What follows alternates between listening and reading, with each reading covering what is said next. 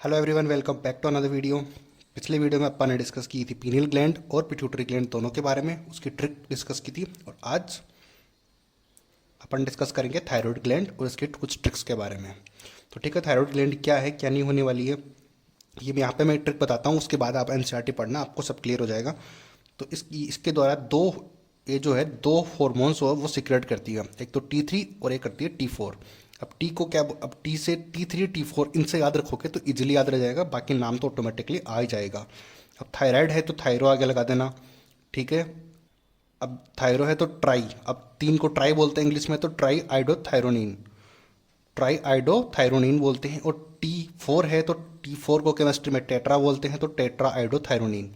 बस बाकी नाम से ही सब कुछ निकल जाएगा, ज़्यादा टेंशन नहीं लेने की कोई ज़रूरत नहीं है इसके अंदर। तो थायराइड ग्लैंड है, थायराइड यानी कि 3 और 4 दो टाइप के हार्मोन ये सिक्रेट करती है, T3 और T4।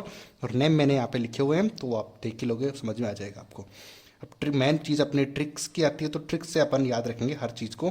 तो इसकी ट्रिक होने वाली है 3 और 4 लोगों को टिकट कलेक्टर यानी टीसी होता है ना, टीसी ने बिना टिकट के पकड़ा था। अब स्टेशन की बात कर रहे हैं तो यहाँ पे 3-4 लोगों को जो टीसी है उन्होंने स्टेशन के ऊपर बिना टिकट के पकड़ा था, बिना टिकट के पकड़ लिया। बिना टिकट के वो ट्रैवल कर रहे थे ट्रेन में, तो इसलिए उन्होंने टीसी ने उनको पकड़ लिया। तो इस तरीके से याद रखेंगे। तो 3 और 4 से मतलब हो गया T3 और T4 हार्मोन, और टीसी मतलब कि थायराइड ग्लैंड से रिलेटेड हो गया, ठीक है। और टीसीटी मतलब कि एक और हार्मोन सीक्रेट करता है, उसको बोलते हैं थायरोकेल्सिटोनिन। तो इस तरीके से अपने पूरे हार्मोन्स क्लियर हो गए, और कौन सी ग्लैंड से कौन सा हार्मोन सीक्रेट होते हैं वो सब पता लग गए। तो मेन चीज़ ध्यान रखेंगे कि T3 T4 थायराइड ग्लैंड के मेन हार्मोन दो होते हैं, T3 और T4, यानी कि ट्राई आइडोथायरोनिन और टेट्रा आइड्रोथायरोनिन। इसके अलावा एक हार्मोन और सीक्रेट करती है, उसको बोलते हैं TCT से याद रखेंगे, थायरोकेल्सिटोनिन। शॉर्ट में यही है, तो टिकट से याद रख लेंगे इसको। अब ये देखो, ये क्या है कि ये ब्लड में कैल्शियम के लेवल को कंट्रोल करता है। ये अगर दिख नहीं रहा होगा तो ये जो है थायरोकेल्सिटोनिन जो है, ये ब्लड में कैल्शियम के लेवल को कंट्रोल करता है। अगर इंक्रीज हो गया है तो उसको डिक्रीज करेगा, और अगर डिक्रीज है तो उसको इंक्रीज करने में हेल्प करेगा। इस तरीके से ये इसको हेल्प करेगा। आगे बात समझ में। अगली बात करते हैं पैराथायरॉयड हार्मोन की। पैराथायरॉयड हार्मोन कौन सा हार्मोन सिक्रेट करेगा, अपन फटाफट से करते हैं इस चीज़ को। तो PTH, उसके नेम में ही लिखा हुआ है कि पहला अक्षर P फिर TH, यानी कि PTH हार्मोन, यानी कि पैराथायरॉयड हार्मोन ये सिक्रेट करता है। अब ये पैराथायरॉयड हार्मोन करता क्या है कि ये इंक्रीज कैल्शियम लेवल को ब्लड के अंदर इंक्रीज करता है।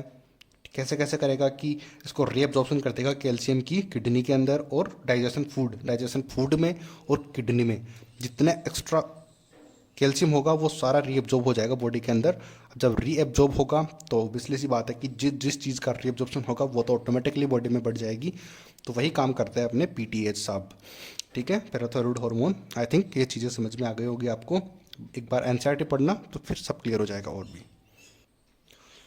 अगली बात करते हैं थाइमस ग्लैंड की। थाइमस ग्लैंड की बात करते हैं तो इसको थाइमस, मस से याद रखेंगे फेमस से, ठीक है। कि ये थाइमस को याद रखेंगे फेमस से, थाइमस फेमस सेम सेम से लग रहा है ना। इस तरीके से ये क्या है ये भी आपको आगे पता लगेगा, पहले एक बार पढ़ के देखते हैं। तो थाइमोसिन हार्मोन सिक्रेट करता है। थाइमस ग्लैंड है तो थाइमोसिन, नेम से ही है, ज़्यादा कोई डिफरेंस नहीं है, ऑटोमेटिकली समझ में आ जाएगा अगर ऑप्शन में दिया हुआ है तो। ये करता क्या है कि differentiation of the T lymphocyte which provide cell mediate immunity, ठीक है। तो T लिम्फोसाइट को डिफ्रेंशिएट करता है ये थाइमोसिन। T से याद रख लेंगे, T से T लिम्फोसाइट्स करेगा, और ये करता है सेल मीडिएट इम्यूनिटी। आपने ह्यूमन हेल्थ एंड डिजीज़ में ये चीज़ पढ़ी होगी कि क्या सेल इमीडिएट इम्यूनिटी होती है, उसमें इम्यूनिटी नाम का जो टॉपिक था उसमें। तो CMI, इसको सिंपल वर्ड में शॉर्ट में CMI से याद रखेंगे, ठीक है, जो कि इससे रिलेटेड होगी, तो वो देखते हैं आगे। फिर करता है कि thymosins also promotes production of antibodies to provide humoral immunity. तो ह्यूमोरल इम्यूनिटी और सेल मीडिएट इम्यूनिटी दो टाइप की इम्यूनिटी थी अपने वहाँ पे, आपने पढ़ी होगी, नहीं पढ़ी तो पता लग जाएगा यहाँ पे जो चीज़ मैं बताने जा रहा हूँ। थाइमस हार्मोन करता क्या है कि सेल मीडिएट इम्यूनिटी और ह्यूमरल इम्यूनिटी दोनों प्रोवाइड करवाता है। इसको याद कैसे करेंगे, हाई CM। अब हाई CM से याद रखेंगे जो एक आई है इसका हाई का, उसको आगे लेके चले जाना है। तो इससे याद एच आई से याद रह जाएगा ह्यूमरल इम्यूनिटी, और सी एम एक आई आगे लेके जाएंगे तो ये सी एम आई हो जाएगा, यानी कि ये वाला। तो यानी कि सेल मीडिएट इम्यूनिटी, दोनों टाइप की इम्यूनिटी ये प्रोवाइड करवाता है, जो कि याद रखे की थी अपन ने कि थाइमस है तो टी से टी याद रखेंगे, टी लिम्फोसाइट के को डिफ्रेंशिएट करने में ये हेल्प करता ही है, तो उससे ये चीज़ें याद रह जाएंगी। ठीक है, फेमस कौन है? फेमस होता है अपना सी एम, तो सी एम फेमस है, तो इसकी ट्रिक अपन ने बना ली कि हाई सी एम, और इसमें से आई को निकाल के आगे लेके चले जाना है, तो अपने ट्रिक का सारा काम सोल्व हो जाएगा कि इसमें क्या क्या चीज़ होने वाली है। ठीक, आगे बात समझ में। अगली बात आती है एड्रिनल ग्लैंड की। अब एड्रिनल ग्लैंड के दो पार्ट होते हैं, एक तो एड्रिनल कॉर्टेक्स और एड्रिनल मेडुला। डायग्राम में आपको दिख भी रहा होगा एनसीईआरटी का डायग्राम, जिसमें कि बता रखा है साफ साफ कि कौन सा मेडुला है और कौन सा कॉर्टेक्स है। ठीक है, तो इसको अब याद कैसे करेंगे कि किससे क्या निकलने वाला है।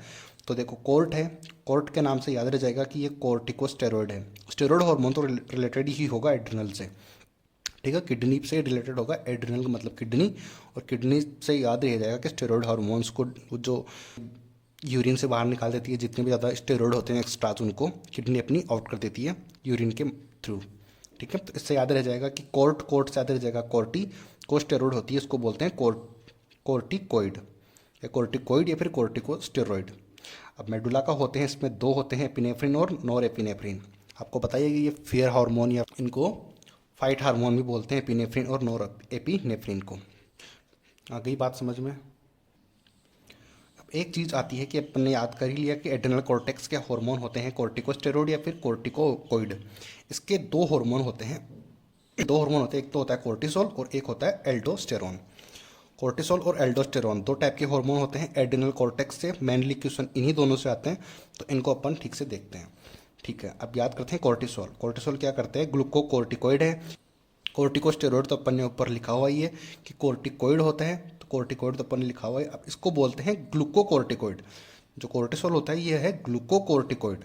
It is involve in metabolism of carbohydrate, क्योंकि कार्बोहाइड्रेट के मेटाबॉलिज्म में यूज होगा, तो कार्बोहाइड्रेट से क्या होता है? ग्लूकोज ही तो होती है अपनी बॉडी के अंदर, तो इससे क्या हो जाएगा कि कार्बोहाइड्रेट का जो मेटाबॉलिज्म करता है उसको बोलते हैं ग्लूकोकोर्टिकोइड। आ गई बात समझ में। ये वाला और करेंगे तो फिर और अच्छे से समझ में आ जाएगा। अब एल्डोस्टेरोन है, एल्डोस्टेरोन को अडल्ट से याद रखेंगे, तो अडल्ट में बैलेंसिंग ऑन करता है, मिनरल्स करते हैं ना, वाटर और उसके जो न्यूट्रिशन होते हैं, जैसे कि एसिड वगैरह, सॉल्ट वगैरह, इनको मिला के उसको बोलते हैं ना मिनरल्स, तो इसको बोलते हैं मिनरलोकोर्टिकोइड्स। ठीक है, आगे देखते हैं जी कि it's help in balancing of water and electrolytes. अब इलेक्ट्रोलाइट्स मैंने बताया था, वाटर और जो न्यूट्रिएंट्स होते हैं उनको बैलेंस करने में ये हेल्प करेगा। तो अडल्ट के अंदर, अडल्ट कब बोलेंगे कि अडल्ट वही होते हैं जो पूरी तरीके से एक्टिव होते हैं हर काम करने के अंदर। और एक्टिव कब होते हैं? जब सारी चीज़ें बैलेंसिंग में हो, जैसे कि वाटर और इलेक्ट्रोलाइट्स। तो इस तरीके से अपना एल्डोस्टेरोन और कोर्टिसोल दोनों याद रह जाएंगे, जो कि एड्रिनल कॉर्टेक्स के पार्ट हैं। तो कॉर्टेक्स से तो याद रह जाएगा कोर्टिसोल, और एल्डोस्टेरोन से याद रखेंगे अडल्ट से। ठीक है, क्योंकि अडल्ट की किडनी के अंदर सब चीज़ सही होती है। तो मेन चीज़ ये है कि कोर्टिसोल किसको बोलते हैं?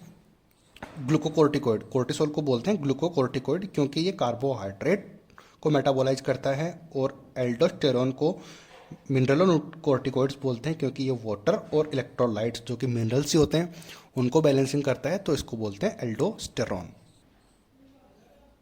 अब एक चीज़ और आती है कि एड्रिनल कॉर्टेक्स। एड्रिनल कॉर्टेक्स की 3 लेयर होती है, एक तो आउटर, फिर मिडल और फिर अंदर वाली एकदम। तो याद करने का तरीका हो गया, इनको जीएफआर से याद रखेंगे। जीएफआर अपन ने पढ़ी थी ना किडनी के अंदर, जैसे कि यूरिन बनता है तो जीएफआर बनता है बीच में, तो ठीक है, उसी से याद रख लेंगे कि एड्रिनल बात ही किडनी की हो रही है, तो किडनी के अंदर जीएफआर तो होता ही है। तो इससे पूरी याद रह जाएगी अपनी तीनों लेयर्स। तो जी का मतलब हो जाएगा जोना तो पहले लगा ही लेना है। ठीक है, और जी का मतलब हो गया glomerulosa, zona glomerulosa. F means हो गया जोना फेसिकुलेटा, और आर मीन्स हो गया रेटिकुलेटा। जोना लगाना ही लगाना है तीनों के बीच में। ठीक है, तीनों के आगे जोना लगाना है, उसके बाद जी का मतलब हो जाएगा ग्लोमेरुलोसा, फिर एफ का मतलब हो जाएगा फेसिकुलेटा, आर मीन्स हो गया रेटिकुलेटा। तो ठीक है, सबसे आउटर मोस्ट पार्ट हो गई जी, फिर एफ और आर। इस तरीके से अपनी सारी लेयर्स कंप्लीट हो गई है।